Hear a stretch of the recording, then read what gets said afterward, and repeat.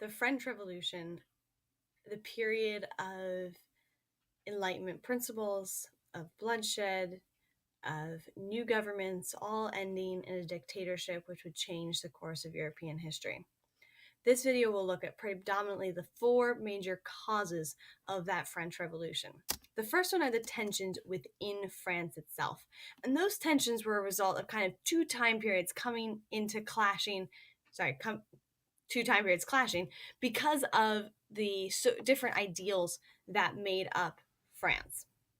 And the first was the fact that France was very much based upon medieval social structure. And that medieval structure had continued since the 1200s when three estates had been set up. Those three estates were the first estate, because they were connected to God, the clergy, the second estate connected to the king, next level, and they were the nobility, and the third estate, which was everyone else. Of course, that means that the third estate also included gentry and middle class who were rising. That's blurring socially the distinctions between third and second class, and yet politically, not much change has happened.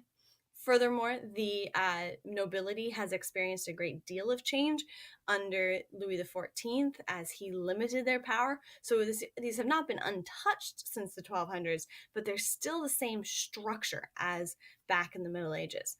And this is coming directly in conflict with the Enlightenment ideals that had been taking Paris by storm in the 1700s.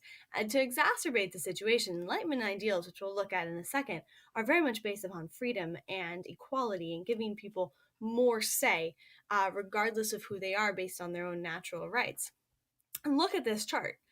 There's nothing equal about this system. There's nothing proportional about the system. 98% of the population fell under the third estate, and collectively they owned 65% of the land.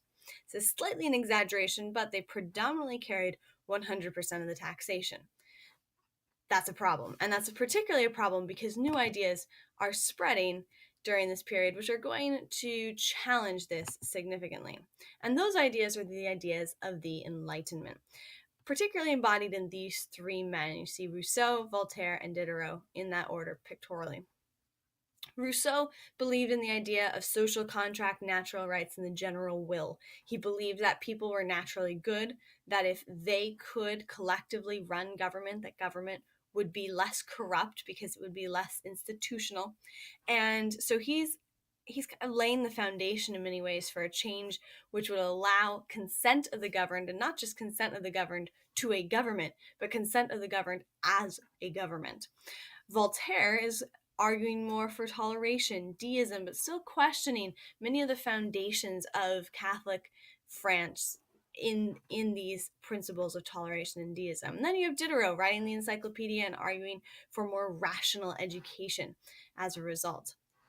These ideals are going to factor into the French Revolution quite specifically, and we see that even foreshadowing in the motto, which will become the French Revolution motto, that liberty, equality, fraternity. Well, liberty, of course, that freedom of conscience, that freedom of desire to do what you will.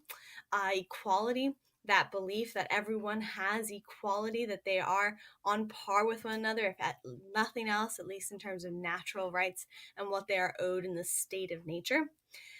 And then fraternity, almost a more Rousseauian take in terms of this brotherhood of citizens who are willing to live according to what the brotherhood of citizens determines in that general will. So the ideas in the Enlightenment, direct correlation to the French Revolution. Though we're not into the events of that, you can see that even in the motto. These Enlightenment philosophers, however, were not to the man interested in a democracy. And Voltaire and Diderot in particular were rather skeptical of the power of the people to rule and supported more of an absolutist government, but more of an enlightened absolute monarchy. Here below you can see in order Frederick II, Maria Theresa, her son Joseph II of Austria, and then Catherine the Great of Russia. These are examples of enlightened absolute monarchs. Monarchs who used absolute power, who used arbitrary almost power to enforce reforms, but who in their reforms sought to recognize natural rights, natural law, and freedoms of the people. Catherine the Great was a little more hypocritical in the way that she performed this, though she received great acclaim from Diderot, who even visited her for a few months.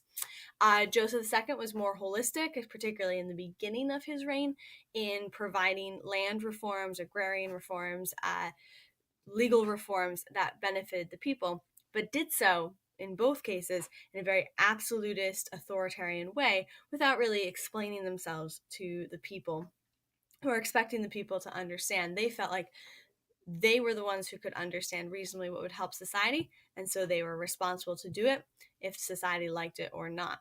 In the end, Catherine the Great and Joseph II would revert back as they saw the peasants reacting actually against the reforms that were meant to help them and making them slightly cynical as a result. But Enlightenment absolutism, while a step in the right direction in terms of what Enlightenment philosophers were thinking, was challenged further by a more holistic enlightened government that was created in the Americas. And we saw this in the Enlightenment ideas in action as towards the end of the 1700s, the American colonies revolt against Great Britain, who's also experiencing revolution at home and questions about Parliament and their power. With the Wilkes and Liberty movement as they seek to get a commoner and a radical elected to Parliament.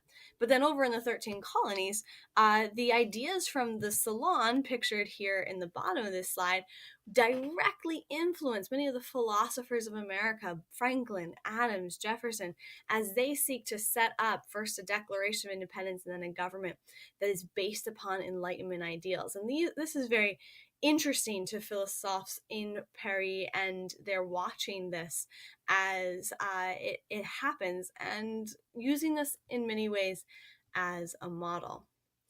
While these ideas are certainly floating around, they'd been around throughout the 1700s. What made the late 1700s, 1780s, really sufficient to start the revolution was the incompetence of the King of France. And that king was Louis XVI, and he was married to Marie Antoinette, the daughter of Maria Theresa. And they lived in this beautiful home of Versailles, which of course had reached its grandeur under Louis XIV, but continued to be a place of opulence and almost separateness from the lives of the general populace and the people, as the nobles and kings lived several miles outside of Paris in this palace with its 170 rooms and 27 square feet of land.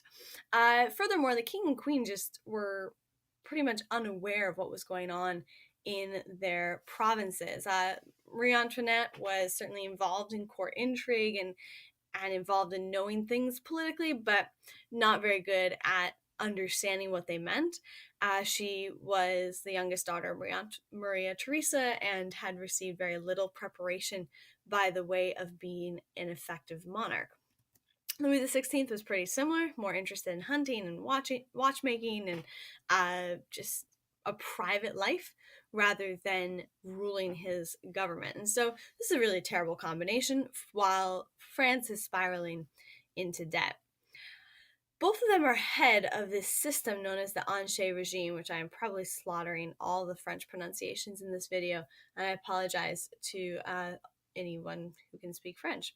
But this Ancien regime it's the ancient regime, and it's an older system is the translation, and it's not just the king and queen. It includes a seigneurial system where peasants owe dues to the king, the corvée system where peasants have to work a labor tax. They have to work for a certain number of days in addition to paying, as well as the guilds and monopolies and mercantilism and the taxes that are placed upon them, all of which is legitimized and many times over by the Catholic setup within France, where the king and monarchy support Catholicism. And this is almost visualized here in this chapel that is found in Versailles with its opulence and beauty, a private chapel to the king, a Catholic chapel within Versailles, almost a symbol, therefore, of that Ancien regime, which would eventually be toppled in this French Revolution. The financial difficulties that you can't be kidding me.